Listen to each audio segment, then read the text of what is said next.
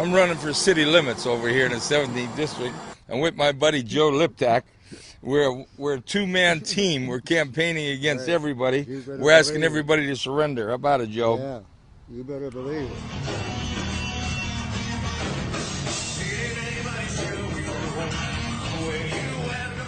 The government is very powerful, and if you're targeted by powerful branches of the government in America, you suffer. A lot of people don't want to believe that. They don't believe that until their life and their freedom is in jeopardy. I could have had a pardon. All I had to do was ask for it and say that I was guilty of the crimes that they convicted me of. And I told them to shove it up their ass. Excuse my mouth. Credit for that. That's all right. You keep your pardon. I wasn't guilty. And now, keep this in mind.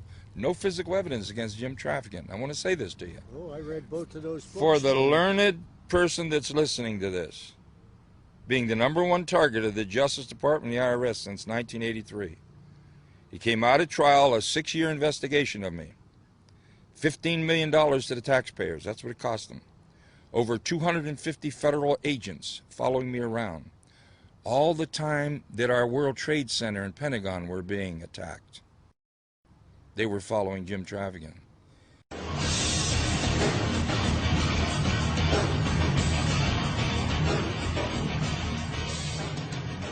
They voluntarily admitted at trial that they made no tapes, audio or video, on Jim Traficant. Now, if you believe that, then I've got some swampland in Florida. And the reason is very simple. It's like a former Secret Service guy, Mike Robertson, said. Traficant committed no crimes. And he could have used all their boxes of tapes against them. They're all exculpatory. And that's where it is. And now it's coming out to pass, where several people admitted they were pressured to lie. Several admitted to others confidentially that they lied. The government wouldn't allow their testimony. Now a juror is very upset because he wasn't able to hear the testimony of those people. So here you have a man that was convicted, if I were guilty of those crimes, with no evidence. Well, how about the FBI? Unbelievable. Well, I wasn't locked out politically. I was put in prison. They couldn't have beaten me with a gun. Now they redistricted here. I have no money to keep me off the ballot with a funny count. There's only 7 weeks left with no campaign fund. So they did a pretty good job on me. And we've got a corrupt system. I was the #1 target in the country, the Justice Department, the Internal Revenue Service, and American Israeli Public Affairs Committee. I brought home John Deminick from Israel. I proved he was innocent, and they've hated me ever since. And they finally put me in prison. They have a stranglehold on it. I said that on the Greta von Susteren show when I got out. I was probably the hottest interview in the country. But when I made that statement, you didn't see me on TV no more. I believe that Israel has a powerful stranglehold on the American government. They control both members of the House and the Senate. They have us involved in wars of which we have little or no interest. Our children are coming back in body bags. Our nation is bankrupt over these wars. And if you open your mouth, you get targeted. And if they don't beat you at the poll, they'll put you in prison. All right, explain to me what you see as, why you target or why you have a grudge against the Israelis. The grudge is not necessarily a grudge. It's an objective assessment that no one will have the courage to speak about. They're controlling much of our foreign policy. They're influencing much of our domestic policy. Wolfowitz, as Undersecretary of Defense, manipulated President Bush #2 back into Iraq. They pushed definitely to try and get Bush before he left to move into Iran. We're conducting an expansionist policy of Israel, and everybody's afraid to say it. They control much of the media, they control much of the commerce of the country, and they control powerfully both bodies of the Congress. They own the Congress. Are you an anti-Semite? No, I'm not. That's exactly what they're going to say, and I expect that. What I am is an American. And you see, I think America comes first, and we have a one-sided foreign policy in the Mideast. But when I made that statement, you didn't see me on TV no more. Now, let's just think about how powerful they are. Look at all the talk show hosts. Some are very conservative, some are very liberal. They're diametrically opposed on every issue, but they all sing out of the same hymn book on Israel because they control our government. They control our media. They control the finances of this country. And I'm not anti-Semite. I'm not against Israel. I think Israel, in their aggressiveness, is going to end up hurting their country in the long run. But America has gone too far now. We haven't been objective in the Mideast. We've invited and we have in fact imported terrorism to our shores over our policies. This whole apparatus to push this notion that 9/11 was Al-Qaeda. I really don't want to get into all that except to say this. The more I read about it, the more troubled I am. On or about the time that 9/11 occurred, I was beginning to get a lot of information about 9/11. The next thing you know, I was indicted and hauled away. But there's some real questions I have on building number 7. There's some real questions I have on building number 7. Some real question I have on the volatility of jet fuel being able to cause such structural damage to such steel girders, and I just have some real doubts. And from my people will say, Jim, you're just so negative about the government that you're always looking for the dark side of it, and really I'm not. But there's some real troubling questions about 9/11.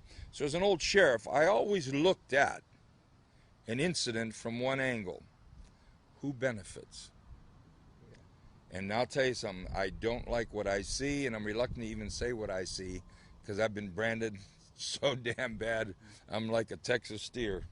Look, the first 2 spies we had moved America to re-attack Iraq. The last 2 spies that were just released by the Obama administration literally just turned loose from prison saying, yes, they spied, but they don't think their intentions were bad.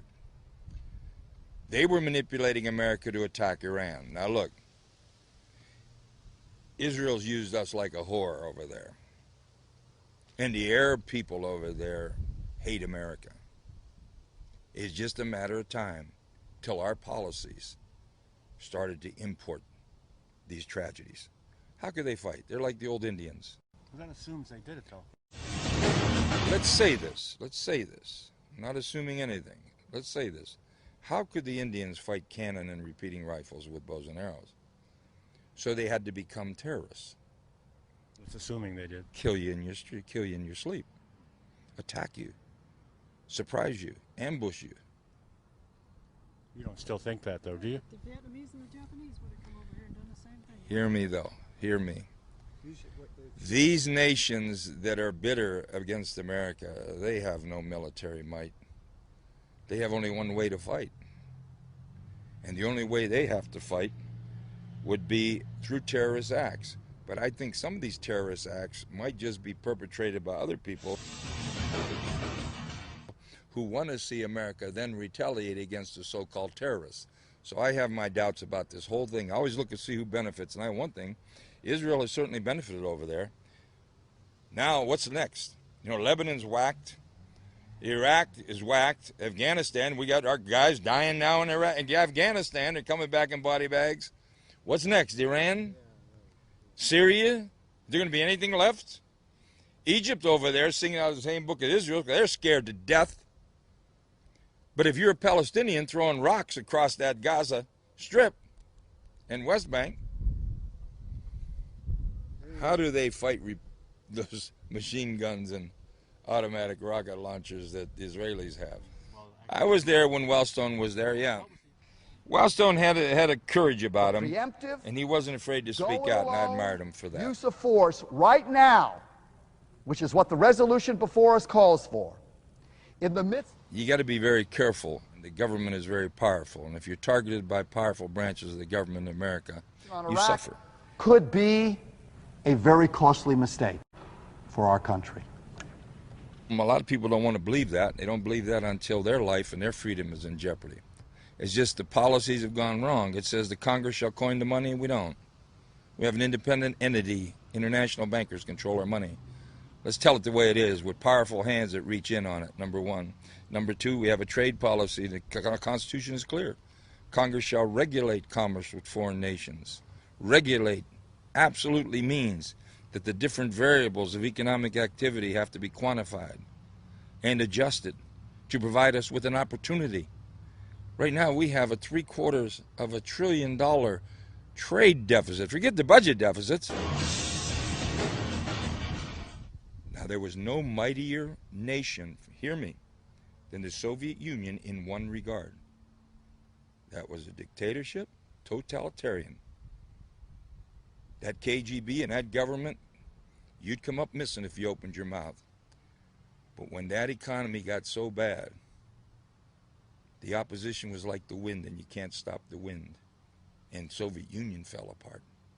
Don't think that cannot happen over here. You're going to see states that are going to start saying, we're tired of sending our money to Washington, D.C.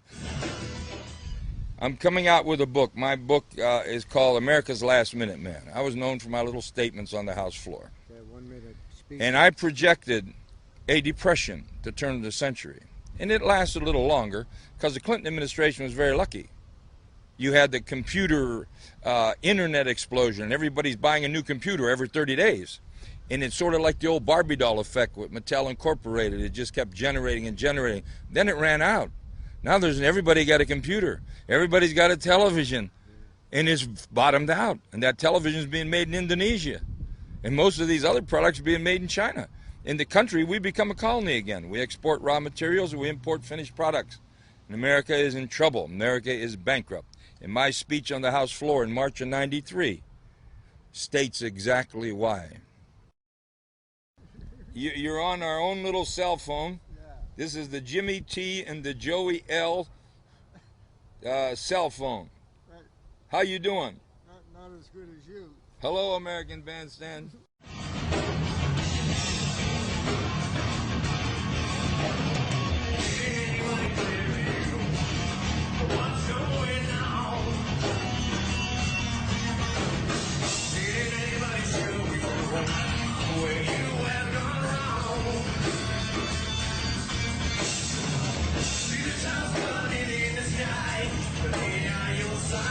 All sing out of the same hymn book on Israel because they control our government. They control our media. They control the finances of this country. And I'm not anti-Semite. I'm not against Israel. I think Israel, in their aggressiveness, is going to end up hurting their country in the long run. But America has gone too far now. We haven't been objective in the Mideast.